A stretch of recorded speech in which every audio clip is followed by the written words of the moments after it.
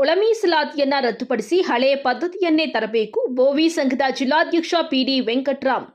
ಸರ್ಕಾರ ತರುತ್ತಿರುವ ಒಳ ಮೀಸಲಾತಿಯಿಂದ ಬೋವಿ ಸಮಾಜಕ್ಕೆ ಹಾಗೂ ಬಲಗೈಗೆ ಸಂಬಂಧಿಸಿರುವ ಎಲ್ಲ ಜಾತಿಗಳಿಗೂ ಅನ್ಯಾಯವಾಗಿದೆ.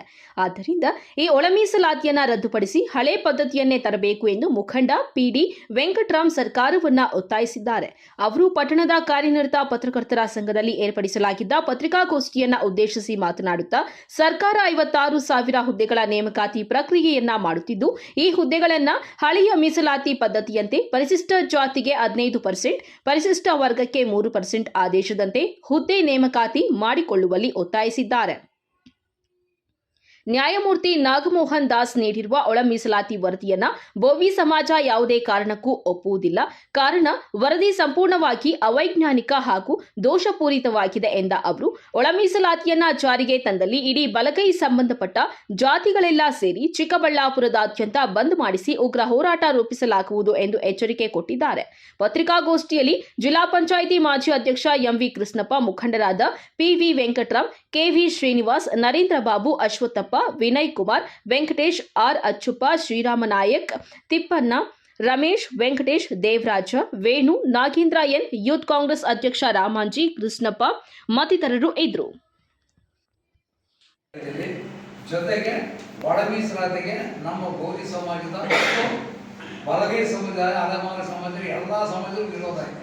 ಕಾರಣ ಇಷ್ಟೇ, ಫಸ್ಟು 15% ಎಸ್ಸಿಗಿತ್ತು, 3% ಎಸ್ಟಿಗಿತ್ತು.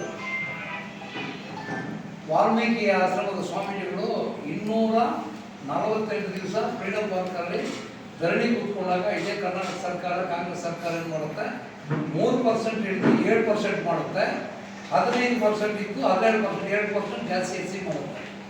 ಎಸ್ಸಿ ಮಾಡಿ 17 + 7 24% ಮಾಡಿ. ಜೊತೆಗೆ ಸನ್ಮಾನ್ಯ ಉಗ್ರಪ್ಪನವರು, ಬಳ್ಳಾರಿ ಮಾಜಿ ಸಂಸದರು, ನಮ್ಮ ಸಮಾಜದ ಬಗ್ಗೆ ಏನೇನೋ ಇಲ್ಲ ಸರತ್ತಲ್ಲ, ಭೂಮಿ ಬೇರೆ, ಒಡ್ರು ಬೇರೆ, ಇದು ಎತ್ಕೊಂಡಾಗಿ ಮುಖ್ಯಮಂತ್ರಿಗಳಲ್ಲಿ ತಲೆ ತುಂಬಿಸಿ ತಲೆ ಕೆಡಿಸುವ ಇದು ಮಾಡ್ತಾ ಇದೀವಿ.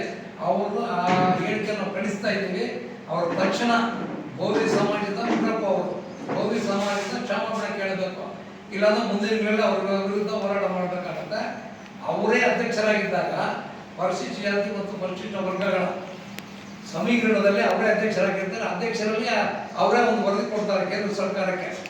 ಈ ಎಸ್ಸಿ ಇದರ ಪಟ್ಟಿಯಲ್ಲಿ ಈ ಬೋವಿ ಒಡ್ಡಾದರೆಲ್ಲ ಮುಂದೆ ಇವರು ಮುಂದುವರಿಸಬೇಕು ಅಂತ ಸನ್ಮಾನ ಮಲ್ಲಿಕಾರ್ಜುನ ಖರ್ಗೆ ಅವರು ವಿರೋಧ ಪಕ್ಷದಲ್ಲಿ ಇದ್ರೂ ಕೂಡ ಅದನ್ನು ಸ್ವೀಕಾರ ಮಾಡಿ ಕೇಂದ್ರ ಸರ್ಕಾರದಲ್ಲಿ ಆರ್ಟಿಕಲ್ 9 ಸೇರಿಸ್ತಾರೆ.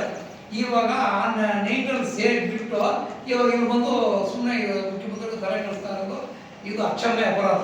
ನಮ್ಮ ಬೋವಿ ಸಮಾಜಕ್ಕೆ ಮಾಡಿರೋ ದ್ರೋಹ. ಈಗ ರಾಜಕೀಯವಾಗಿ ಅವ್ರಿಗೆ ಏನೇ ಉದ್ಧಾರ ಮಾಡ್ಕೊಳ್ಳಿ, ನಮ್ಮ ಸಮಸ್ಯೆ ಇಲ್ಲ. ಕರ್ನಾಟಕ ಸರ್ಕಾರ ಯಾವುದೇ ಕಾರಣಕ್ಕೂ ಒಳ ಮೀಸಲಾತಿ ಜಾರಿಗೆ ಮಾಡಬಾರ್ದು.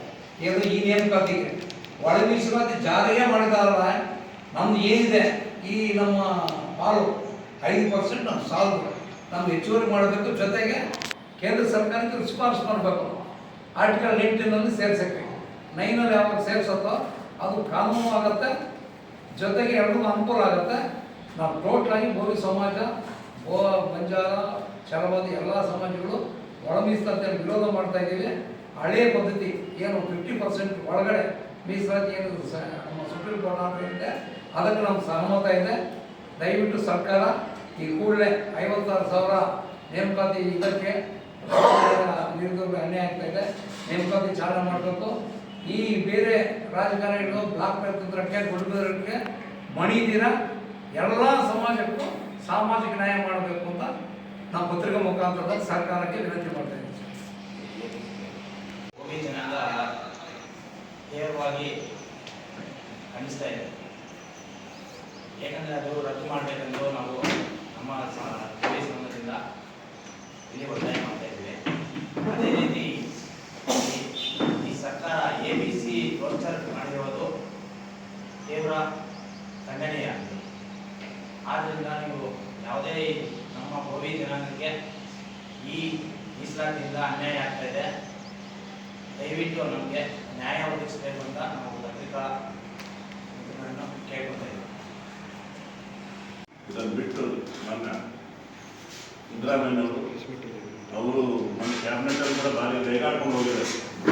ಇದೇ ಆಗೋಯ್ತು ಅಂತ ಹೇಳ್ಬಿಟ್ಟು ಇವತ್ತು ಮತ್ತೆ ನಾಳೆ ಗುರುವಾರ ಕ್ಯಾಬಿನೆಟಲ್ಲಿ ಇವರು ಅದನ್ನೇ ಮನಸ್ತಾ ಇದ್ದಾರೆ. ಆ ಒಂದು ನಿಟ್ಟಿನಲ್ಲಿ ಎಲ್ಲ ಏನು ಒಂದು ರೈಟ್ ತುಂಬಿಬಿಟ್ಟು ಎಲ್ಲರೂ ಅದಕ್ಕೆ ಅಪೋಸ್ ಮಾಡಿದ್ದಾರೆ.